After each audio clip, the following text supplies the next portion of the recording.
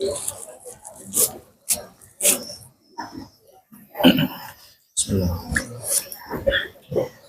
Assalamualaikum warahmatullahi wabarakatuh.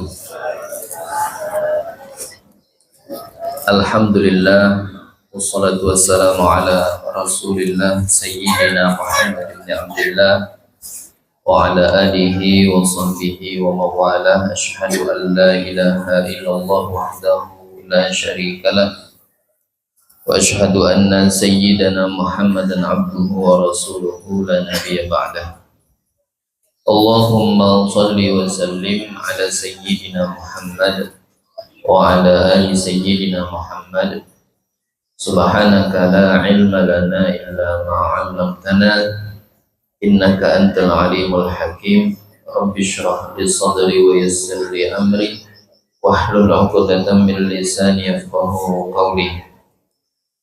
Rabbi zidna ilman warzuqna fahman birahmatika ya arhamar rahimin. Amma ba'du. Alhamdulillah, segala puji dan juga syukur kita kepada Allah Subhanahu wa taala atas limpahan karunia, taufik, hidayah dan juga inayahnya. Di malam yang mulia ini Allah kembali mempertemukan dan mengumpulkan kita di majelis yang insya Allah senantiasa dicurahkan rahmat dan keberkahan.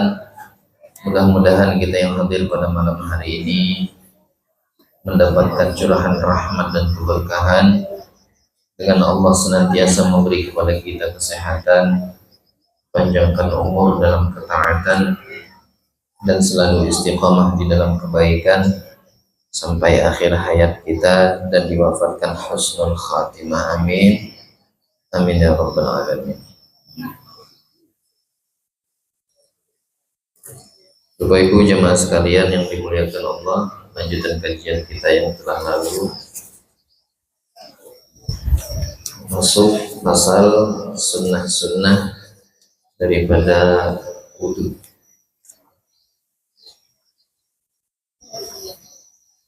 Faslun, adapun di suatu pasal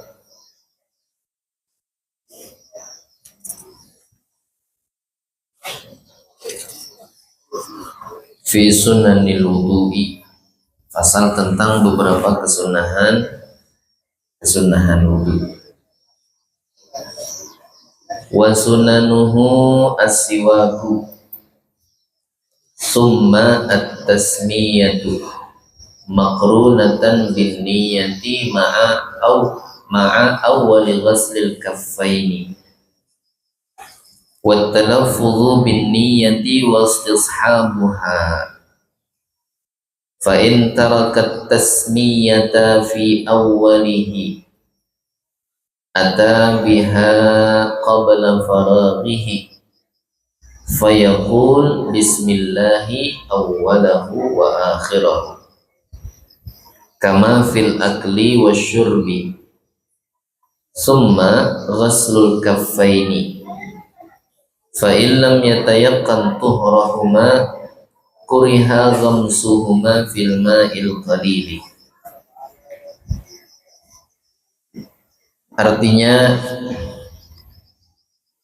beberapa kesunahan wudu adalah yang pertama bersiwak, lalu membaca basmalah disertai dengan niat pada saat pertama kali membasuh dua telapak tangan, melafadzkan niat dan melanggengkannya.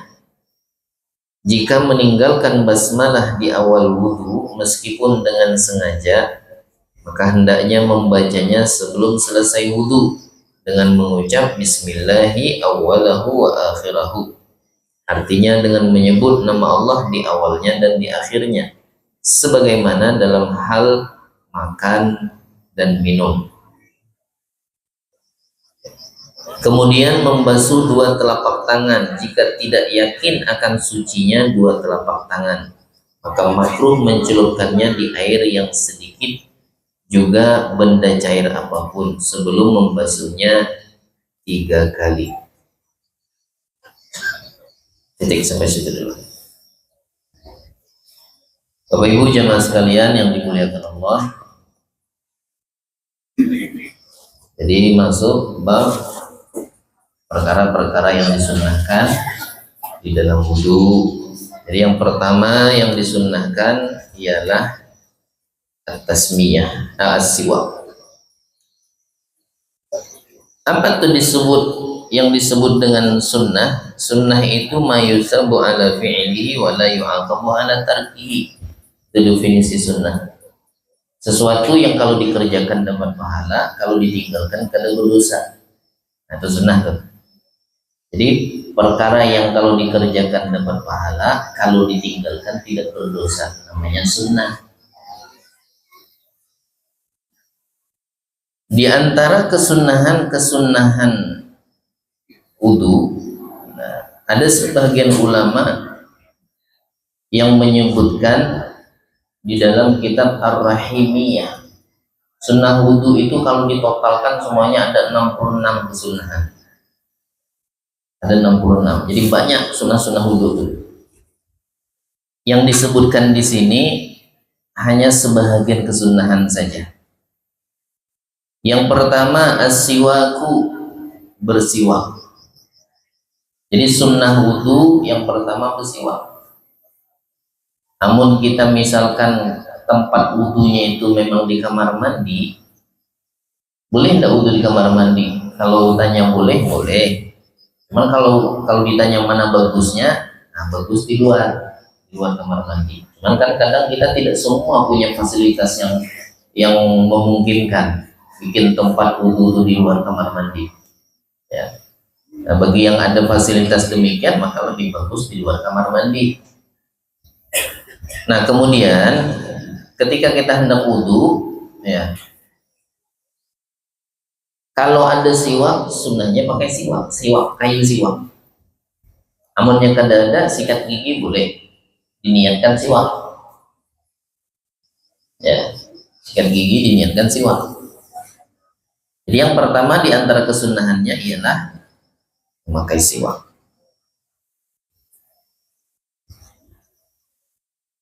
Nah, kapan kita memakai siwak nih? Ada perbedaan pendapat ulama antara Syekh Ibnu Hajar dengan Imam Ar-Ramli.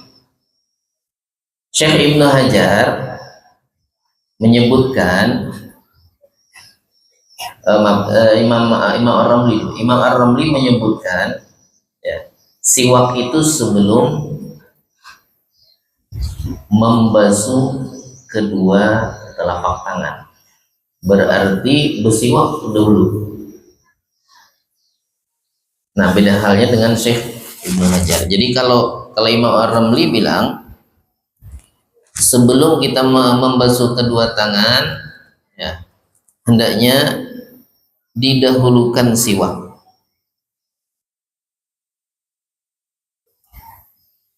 Jadi kata Imam Ar-Ramli, berarti kalau sebelum basuh tangan, sebelum baca bismillah. Jadi pertama kali kita hendak wudu, belum basuh tangan, siwak dulu. Nawaitu sunnatal istiyaqi, aku berniat sunnah siwak. Itu kalau menurut Syekh Imam Ar-Ramli. Wa yusannu aidan qabla tasmiyah li ajliha la lil wudu. Wa inda Syekh Ibnu Hajar wa inda Syekh Imam Ar-Ramli kal musannif min as-sunnah fi'li al-mutaqaddimah. Kalau menurut Syekh Ibnu Hajar setelah basuh tangan, karena itu termasuk rangkaian sunnah yang ada di dalam wudu sudah. Jadi kalau menurut Imam Ar-Ramli, bersiwak waktu nyendiri berarti harus berniat. Mengkada berniat terdapat sunnahnya, sebab dia tidak termasuk rangkaian dalam wudu.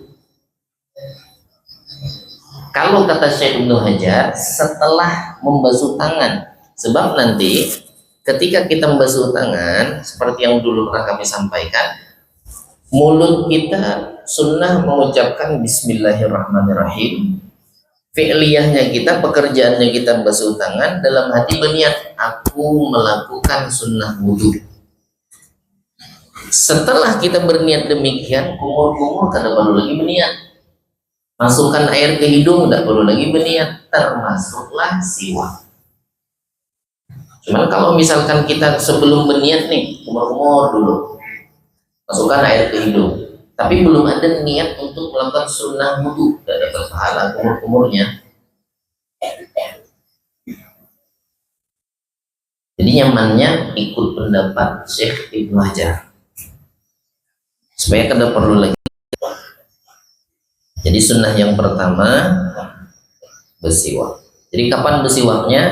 Nah, terserah, tergantung kita. Memang ulama kita tidak memaksakan harus ikut Imam Ar-Ramli apa ikut Syekh Ibnu Hajar. Kalau kita ikut Imam Ar-Ramli berarti niat menyendiri siwaknya karena belum masuk rangkaian sunnah-sunnah wudu. Kalau ikut Syekh Ibnu Hajar karena letaknya itu setelah basuh tangan, otomatis sudah berniat, jadi tidak perlu lagi diniatkan, tinggal bersiwaknya lagi. Kemudian sunnah yang kedua, summa at-tasmiyatu. Kemudian sunnah lagi membaca bismillah. Di dalam hadis Nabi Shallallahu Alaihi Wasallam bersabda, tawaddau bismillah. Wudulah kalian, kata Rasulullah, dengan membaca bismillahirrahmanirrahim. Di lain riwayat disebutkan oleh Nabi Shallallahu Alaihi Wasallam, lau liman lam yusammillah. Tidak dikatakan wudu bagi orang yang tidak baca bismillah. Maksudnya tidak dikatakan wudu bukan karena sah wudunya, tapi tidak sempurna. Tapi kalau kita di WC, nah ini jangan dijaharkan bacaan bismillahnya, share aja dalam hati aja ya. Karena di satu sisi sunnah, memang di satu sisi tempatnya tidak layak. Boleh kita berzikir, bacaan menyebut nama Allah di dalamnya.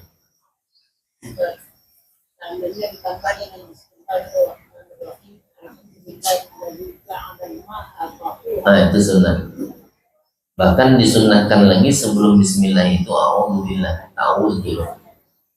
Imbah itu baca bismillah, kemudian tambah tadi, kemudian baca 2 kalimat syahadat. Itu bagus lagi. Alhamdulillahilladzi ja'alna tahura. Lalu setelah itu, nah, nanti insyaallah dari sini ya, ditambah lagi baca 2 kalimat syahadat. Jadi tadi bismillahirrahmanirrahim, riwayat yang pertama anjuran Rasulullah, kata Nabi sallallahu alaihi wasallam, tawaddau bismillah. Wudulah kalian dengan menyebut nama Allah. Riwayat kedua menyebutkan la wudu'a liman lam yusambillah. Tidak dihukumkan wudu bagi orang yang tidak baca bismillah. Arti makna daripada hadis ini bukan kada sah wudunya, tapi tidak sempurna wudunya kalau kada bismillah. Dalam riwayat yang lain, Nabi Shallallahu Alaihi Wasallam bersabda, ya, Nabi menyampaikan kepada Imam Abu Hurairah, jar Nabi Shallallahu Alaihi Wasallam, ya Abu Hurairah, idza tawadda'ta, wahai Abu Hurairah, apabila engkau berwudu maka hendaklah engkau membaca Bismillahirrahmanirrahim. Fa inna hafazataka la tastarihu an taktuba lakal hasanah. Bila engkau mulai wudumu dengan baca Bismillahirrahmanirrahim, maka sesungguhnya malaikat penjaga pencatat amalmu tidak akan berhenti mencatat kebaikan untukmu sampai selesai wudumu. Kan ada malaikat ratib, ada malaikat atid, ada yang catat amal baik, ada yang catat amal buruk. Jadi kalau kita baca Bismillahirrahmanirrahim di awal wudhu kita, maka malaikat pencatat amal baik ini tidak berhenti catat kebaikan. Terus dicatat kebaikan sampai wudhu kita selesai. Sampai segitunya keutamaan baca Bismillahirrahmanirrahim.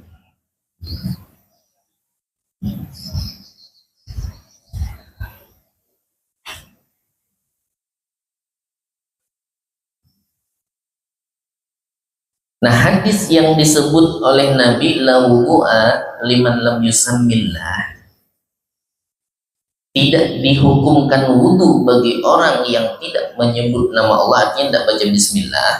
ini disamakan dengan hadis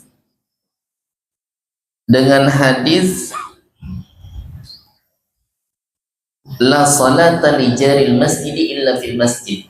Hati-hati kalau menggunakan hadis, kita ada ilmunya, artinya jangan sembarangan maknakan secara harfiahnya, sesuai dengan lafaznya aja. La salata li jaril masjid illa fil masjid. Tidak dihukumkan sembahyang bagi tetangga masjid kecuali sembahyang di masjid. Tidak dikatakan sholat bagi orang yang rumahnya berdekatan dengan masjid kecuali sembahyang di masjid. Apa artinya? Sama kayak hadis la wudu'a liman lam yusammillah. Tidak dihukumkan wudu bagi orang yang tidak baca bismillah. Kalau masalah wudu tadi, maknanya bukan tidak sah wudunya, tapi tidak sempurna. Begitulah hadis yang menyebutkan la salata li jaril masjid illa fil masjid. Tidak dihukumkan sholat bagi orang yang bertetanggaan dengan masjid kecuali dalam masjid. Artinya apa? Bukan tidak sah sholatnya, tapi tidak sempurna. Rumah kita pas di belakang atau samping masjid, ada suami muncul ke masjid, bukan dihukumkan sholatnya tidak sah, tapi ada sempurna. Ya. Kalau gitu aja Pak Ustadz, bagus kami pindahan lah ya.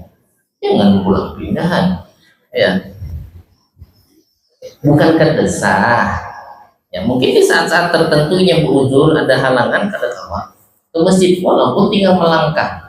Ada uzur tertentu, misalkan tegurin kan terlambat, orang berkomat yang bangun, misal ya, sholatnya sah, tapi tidak sempurna. Jadi sama seperti tadi, la wudu'a liman lam yusammillah. Bukan kada sah wudunya, tapi kada sempurna bagi yang berwudu tapi tidak baca Bismillahirrahmanirrahim. Paling sedikit nih minimalnya pas basuh tangan Bismillah, sudah dapat pahalanya dah. Pahala baca Bismillah. Bismillah. Sempurnanya Bismillahirrahmanirrahim. Imbah itu hanya baca, mendak sempurnanya nih. Bismillahirrahmanirrahim.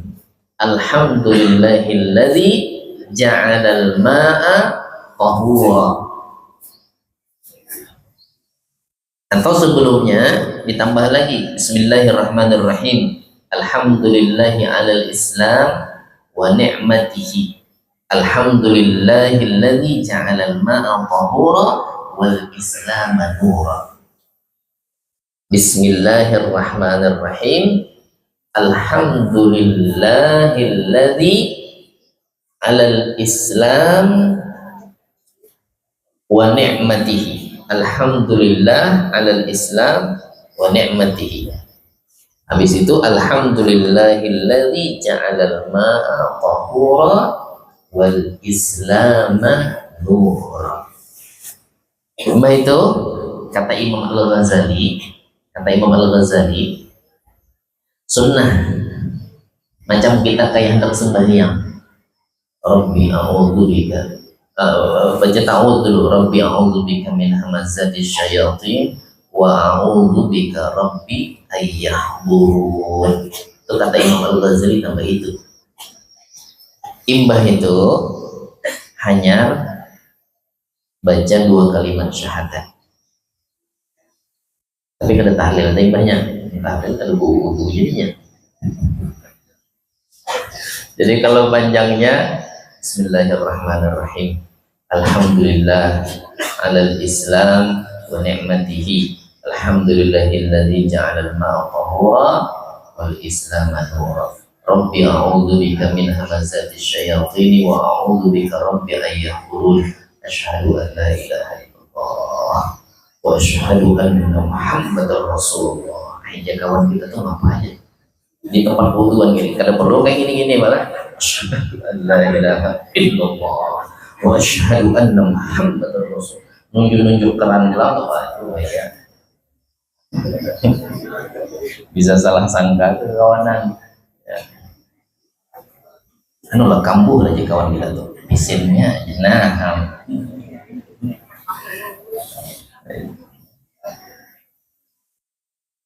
Kemudian, tapi itu candanya malah tambahannya. Setelah itu jadi tadi sunnahnya baca bismillah, mau ada panjangnya tadi. Ada salahnya mau dituliskan. Atau ada yang mengamalkan, ya. Mau ada suah sama sekali, barang sekali seumur hidup, ya.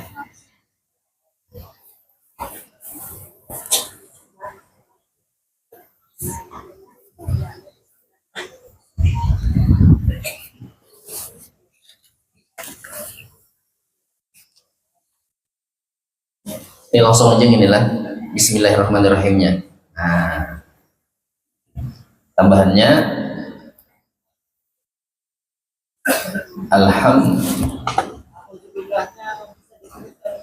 bisa aman tuh. Alhamdulillahi alal Islam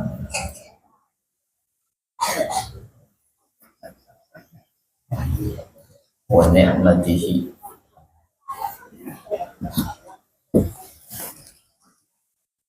Alhamdulillahi alal Islami wa ni'matihi.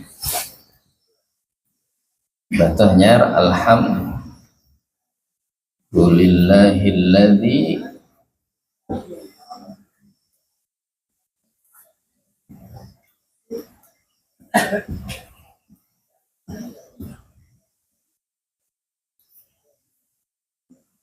ja'alal ma'a nura.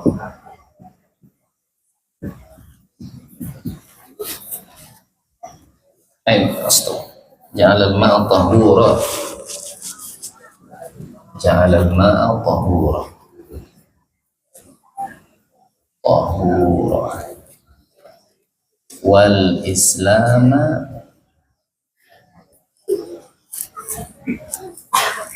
nura.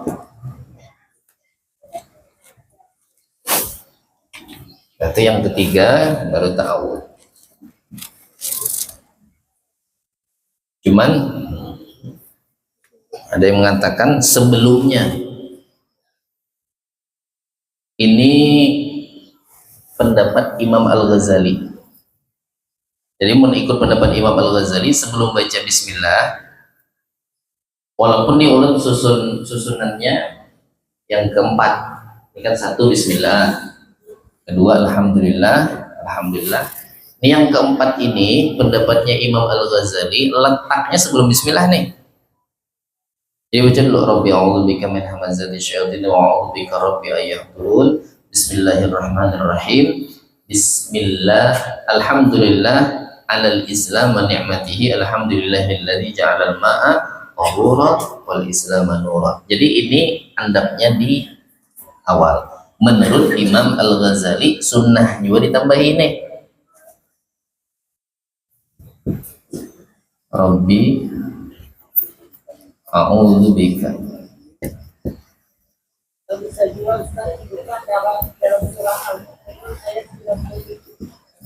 min hamazati syayatin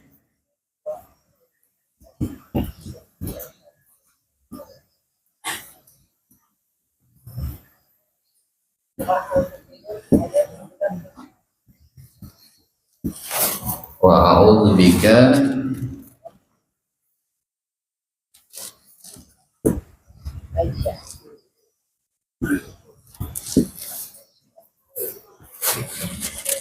Rabbi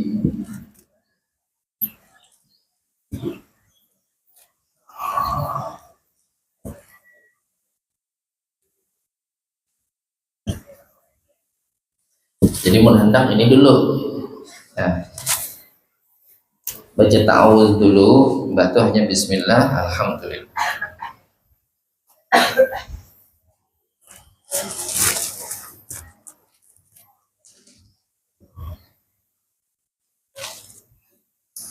Habis itu baca syahadat.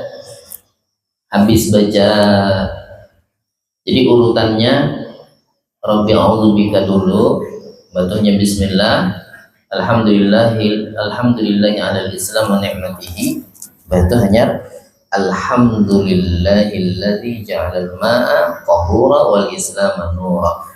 Selesai itu baru asyhadu an la ilaha illallah wa asyhadu anna muhammadar rasulullah. Itu dulu kalimat syahadat.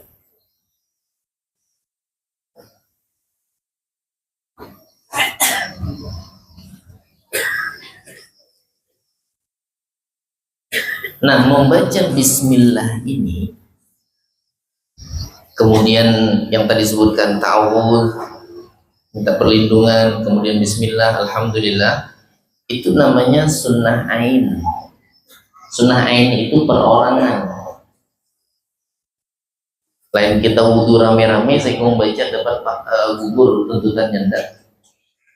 Jadi siapa yang baca itu dapat pahala sunnah. Siapa yang baca dapat pahala sunnah. Dan semuanya dituntut untuk baca. Beda halnya, mohon maaf, kata Syekh Said Ba'asyir. Syekh Said Ba'asyir menyebutkan kalau jima, ya, yang umurnya di bawah balik, pura-pura mendengarnya, pura-pura kadang dengar, tapi dengar. Kalau jima, doa sebelumnya minta perlindungan, baca bismillah, dan nanti siapa yang mendatangi keluarganya, artinya mendatangi istrinya, dengan membaca bismillah, minimal dari bismillah, maka malaikat pencatat amal baik kita tidak akan pernah berhenti mencatat kebaikan untuk kita sampai kita mandi junub. Dan seandainya di perhubungan itu, ya, jadi istrinya hamil, maka Allah akan catat kebaikan untuknya sebanyak nafas anaknya yang lahir tadi.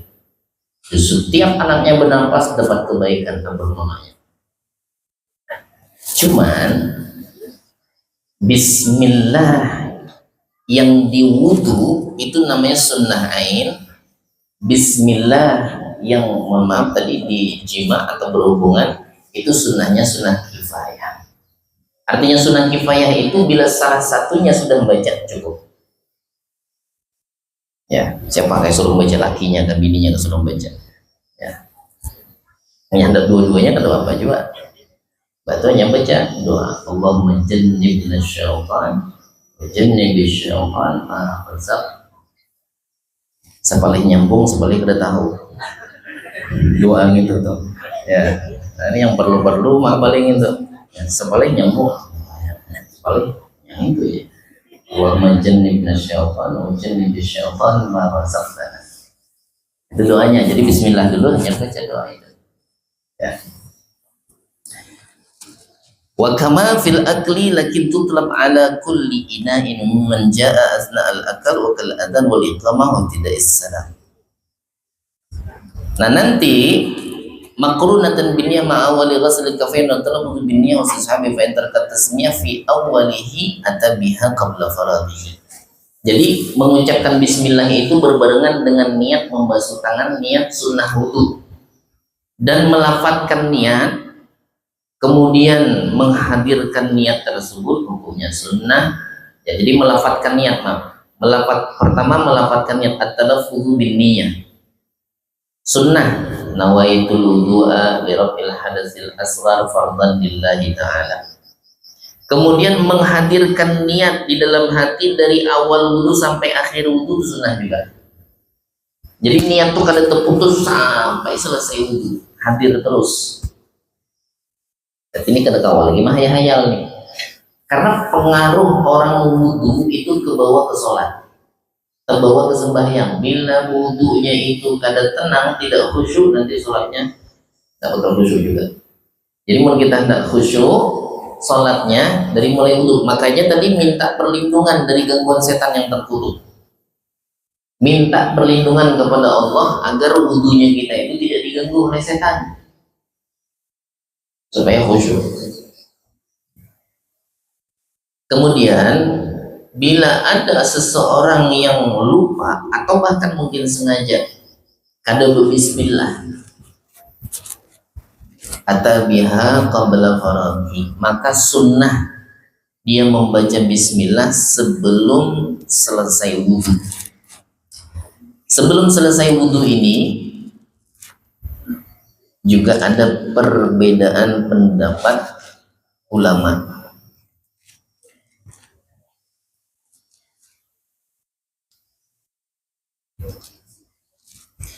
Yang pertama, yang pertama seperti yang disebutkan oleh Sahibul Matan Asy-Syaikh Sa'id Ba'syain, kata beliau, bila kita kada ingat baca bismillah, masih sunnah baca bismillah, yang penting belum cuci kedua kaki. Amun masih sebelah kaki dicuci, yang kanan dicuci, yang kiri belum, baca bismillahi fi awwalihi wa akhiri atau bismillahi awwalahu wa akhirahu, dapat kita pahala baca bismillah. Yang penting belum selesai nyuci kedua kaki, amun sebelah aja masih boleh. Pendapat kedua mengatakan, kata Syekh Ali Asy-Syibra-Malisi, masih sunnah baca bismillah walaupun wudhu sudah selesai, tapi belum baca doa. Allahumma ja'alni minat tawwabin wa ja'alni, belum baca itu. Pas sudah nyuci kedua kaki, kalau ingat bismillah, ya Allah sayangnya ya, pahala sunnah baca bismillah gak terbaca. Baca tuh bismillahi awwalahu wa akhirahu, walaupun udah nyuci kedua kaki. Syaratnya belum baca doa lagi, dan waktunya belum lama, artinya setelah mencuci kaki ya, belum lama selingannya, habis itu kita baca bismillah. Kalau sudah dijeda waktu yang lama, misalkan selesai dicuci kaki, dah lagi nya kada membaca doa, entah lupa kah, entah sibuk, entah apa, alhasil setelah selesai wudhu dah ini tinggalkannya ya. Beberapa menit kemudian barunya sadar, aku tadi wudhu kada bismillah, bismillahi awwalahu wa akhirahu, itu kada sunnah lagi, kada sunnah lagi, karena jarak antara selesai wudhu dengan mau baca bismillah itu udah diselingi waktu yang lama. Jangka lamanya antara kita mau baca bismillah dengan kalau di sini tidak disebutkan, antara ulama menyebutkan bila tidak ada had itu batasan, maka dikembalikan ke uruf. Uruf itu kebiasaan, orang anggapnya udah lawas deh. Namun kada ada batasan, misalkan biasa ada misalkan seukuran tumaninah kah, berarti ada batasan, atau seukuran misalkan 2 rakaat sholat kah, berarti ada batasan. Kalau tidak disebutkan batasan, kembalinya ke uruf. Uruf itu kebiasaan. Menurut orang banyak itu lawas tak sudah. Bila wudhu nanti sekitar setengah jam yang lalu, itu lawas dulu. Atau beberapa menit yang lalu, penilaian orang kayak apa setelah beberapa menit. Itu kalau misalkan penilaiannya lama, berarti kada sunnah lagi. Ya, kada sunnah lagi itu baca bismillah. Jadi dilihat ada 2 pendapat. Pendapat yang pertama mengatakan sebelum wudhunya selesai. Pendapat kedua mengatakan walaupun sudah selesai tapi belum baca zikir-zikir yang disunnahkan setelah wudhu seperti baca doanya, maka masih disunnahkan untuk membaca Bismillahirrahmanirrahim. Kama fil akli wasyurbi, begitu juga disunnahkan membaca bismillah di waktu makan dan minum, dan ketika lupa baca bismillah di awal makan, maka boleh di tengah-tengah makan baca bismillahi awwalahu wa akhirahu atau bismillahi fi awwalihi wa akhirihi. Kata Nabi sallallahu alaihi wasallam, "Idza akala ahadukum ta'aman falyaqul bismillah, fa inna siya fi awwali falyaqul bismillah fi awwalihi wa akhirih." Apabila makan salah seorang di antara kalian, maka hendaknya ia mengucapkan bismillah. Apabila ia lupa di awal makan, maka ucapkan bismillah sebelum selesai makan dengan bacaan bismillahi fi awwalihi wa akhirihi.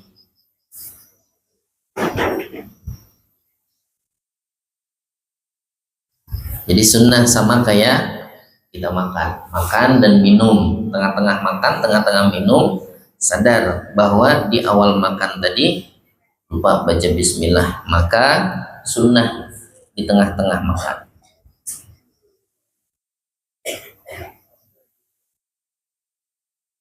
Tapi kalau sudah talah makannya, ada sunnah lagi. Itu menurut pendapat yang kuat. Begitu juga selesai wudhu. Jadi kalau selesai wudhu itu tidak disunahkan, pendapat yang kuat. Tapi ada pendapatnya Syekh Ali Asy-Syibramalisi. Karena wudhunya udah talah, Bang. Ya. Begitu juga kalau sudah makan.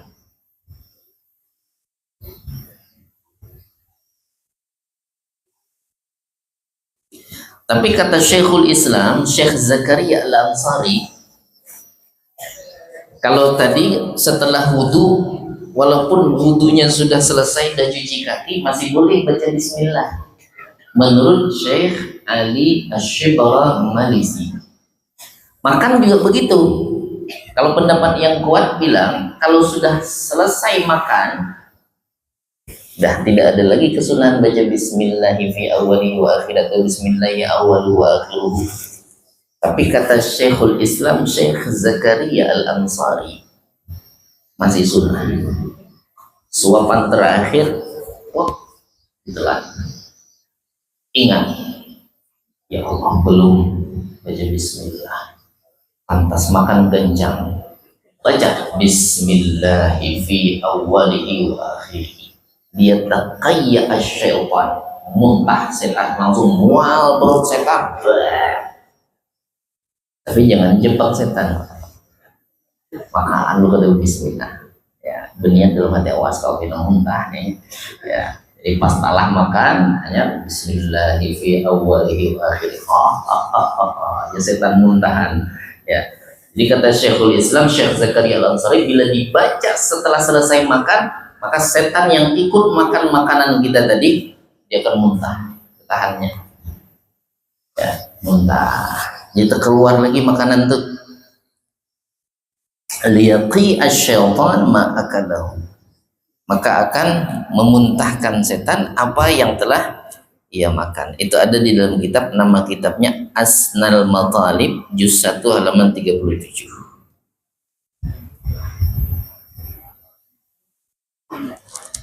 Ukurannya kapan?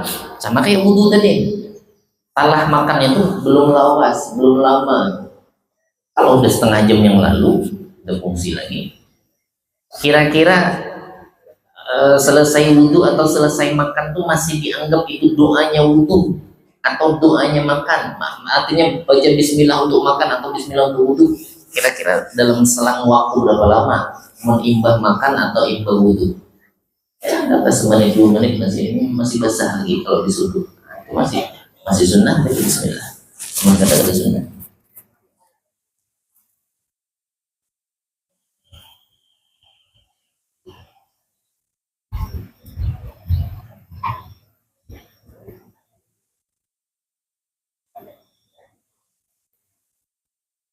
Misalnya kita selesai makan, kan biasa pakai tangan, basuh tangan.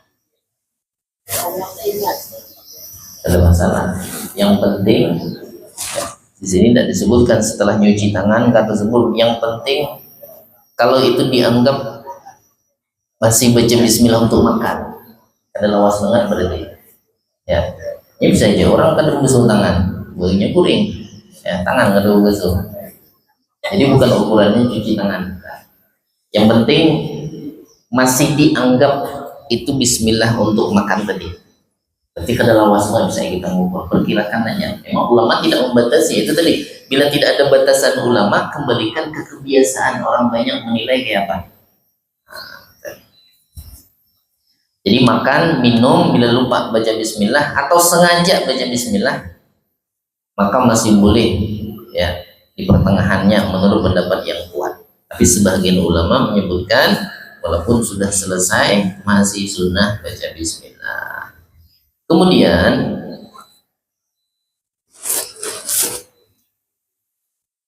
dan ini bisa juga dilakukan ya, bukan hanya makan dan minum. Baca bismillah kada ingat di awal nih dengan ibadah-ibadah yang lain boleh. Misalkan apa yang sunnah bismillah banyak kayak kita nulis hadir majelis ilmu duduk di sini kada ingat lagi bismillahirrahmanirrahim. Sama-sama bismillahirrahmanirrahim. Kada ingat bismillah kita dudukkan deh. Tidak apa-apa, cuma ingat sebenarnya. Ya, tidak apa-apa, sunnah. Lagi nulis, kada ingat lagi baca bismillah. Ibu lagi masak, nih kita Pak lagi berikhtiar untuk mencari nafkah begawian nih. Ya, kada ingat lagi bismillah. Di tengah-tengah kerjaan, bismillahirrahmanirrahim. Sunnah. Ya, pokoknya setiap perkara-perkara yang baik, sunnah baca bismillah. Bila kada ingat, baca di tengah-tengahnya. Pas lagi tengah-tengah pekerjaan tersebut, baca bismillah.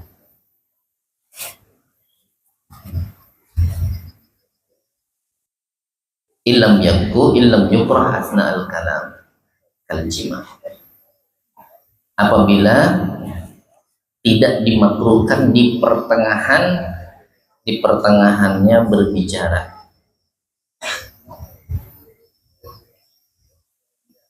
Kalau ada pekerjaan yang di tengah-tengahnya itu makruh berbicara, maka kada sunnah baca bismillah di tengah-tengah. Ke situ pulang kayak Syekh Said mencontohkan. Kemana? 15 tahun ke bawah yang pura-pura kada dengar tadi. Itu makruh di tengah-tengah itu berbicara. Yang bebandiran berenai aja. Paham gak? Di tengah-tengah itu jangan berbicara, makruh hukumnya, maka tidak disunahkan di tengah-tengah itu baca bismillah.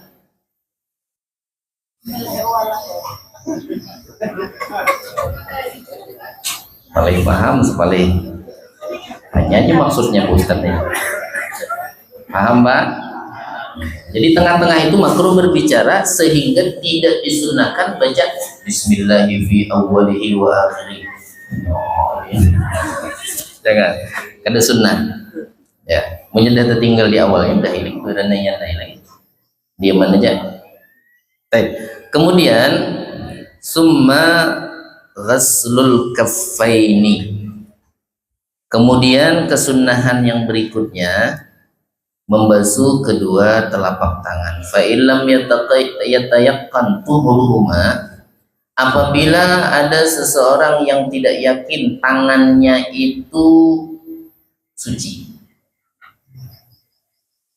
Kan kita guring entah tangan kita nih kalau mau mana melayaunya terkadang tergiming dari cacak lah. Ya. Amun di wadah keguringannya itu sampah. Ya. Mau banyak jabai. Ya, jabai dari cacak, dari tikus. Ya. Amun murid hidungnya ada bapak. Ada najis. Nah, sehingga kita meragukan tangan kita ini suci apa tidak. Maka bila kita tidak yakin sucinya, jangan dicelup di air yang sedikit. Misal kita punya di kamar mandi itu bak air atau ember, jangan langsung celupkan tangan situ. Ambil cidukan air, cuci di luar. Cuci di luar. Amun ini nyaman pakai keran. Aman kok kalau pakai keran tidak masalah.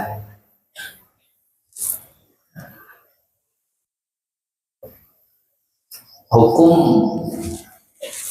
memasukkan tangan, kedua tangan di air yang sedikit itu ada tiga. Ada kalanya haram, ada kalanya makruh, ada kalanya wajib.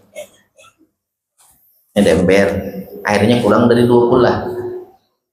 Itu kalau kita celupkan tangan kita, ada kalanya hukumnya haram, ada kalanya hukumnya makruh, ada kalanya hukumnya wajib. Kapan haram? Bila kita yakin tangan kita ini najis. Apa ini hirang-hirang? Isian kayak cocok aja. Iya juga aja. Setelah dicium yakin dah dia. Itu kalau dicelupkan ke air yang sedikit haram hukumnya. Jangan dicelupkan ke situ karena airnya bakal menjadi najis. Ya, itu hukum yang diharamkan. Yang kedua, seseorang yang tidak meyakini tangan saya ini najis kah suci kah? Dibilang najis kada ada tanda-tanda najis, dibilang suci rasa kada yakin pula. Makruh dicelupkan ke ember air yang kurang dari 2 kula. Tapi ini yang kurang 2 kula, namun di dalam kamar mandi itu besar, ya menampung air 216 liter atau lebih, itu tidak apa-apa.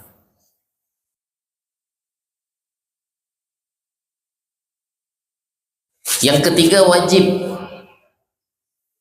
wajib memasukkan kedua tangannya ke dalam wadah atau ke dalam air yang skala airnya itu kurang dari 2 kula. Kapan? Apabila dia meyakini tangannya suci dan ia tidak menemukan alat untuk menciduk air, namanya nak wudu, maka wajib masukkan. Marahan dimasukkan tuh. Kan kita udah kemarin belajar niat iktiraf. Mengkada kada wudu ya. Jadi wajib apabila dia yakin tangannya suci. Yang kedua, tidak ada cidukan air. Dia tidak punya cidukan air, tidak jumpa cidukan air. Sedangkan dia mempelnya nak wudu, udah masukkan aja tangannya. Wajib hukumnya tuh. Ya, jadi ada kalanya haram, ada kalanya makruh, ada kalanya wajib.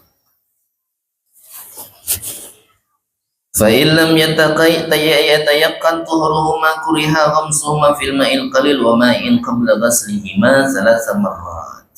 Apabila seseorang tidak yakin akan suci kedua tangannya, maka makruh mencelupkan kedua tangannya ke dalam air yang sedikit. Begitu juga ke dalam benda cair. Benda cair itu macam kayak minyak, ya, itu benda cair, minyak goreng. Sendok jatuh ke dalam minyak goreng, di tangannya suci kan najis kah? Makruh dicelupkan tangannya itu ke dalam minyak. Qabla ghaslihima, sebelum membasuh kedua tangannya thalatha marrat 3 kali. Basuh 2 cukup basuh air. Summal madmadah, kemudian berkumur-kumur. Insyaallah nanti kita lanjut di kajian yang akan datang. Jadi sampai situ dulu.